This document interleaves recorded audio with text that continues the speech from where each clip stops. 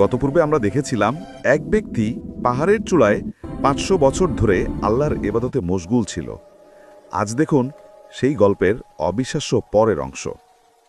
প্রতিদিন সেই ব্যক্তি আনার ফল খেত, সেই পানি পান করত, আর সেই পানি দিয়েই অজু করত। একদিন সে আল্লাহ তাআলার দরবারে দোয়া করল, হে আল্লাহ, আমার রূহ যেন সেজদারত অবস্থায় কবজ করা হয়। আল্লাহ তাআলা তার দোয়া কবুল করলেন। হযরত জিবরাইল আলাইহিস সালাম বলেন, আমি আসমানে যাতায়াত করার সময় সবসময় তাকে সেজদারত অবস্থায় দেখতাম।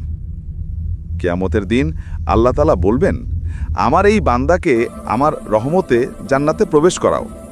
কিন্তু ওই ব্যক্তি বলবে, না, আমি আমার আমলের বিনিময়েই জান্নাতে যেতে চাই। আপনি যদি আগ্রহী থাকেন পার্ট 3 দেখতে, তাহলে এখনই চ্যানেলটা সাবস্ক্রাইব করুন আর চাইলে কমেন্টে জানান। ইনশাআল্লাহ আমি পার্ট 3 নিয়ে আসব।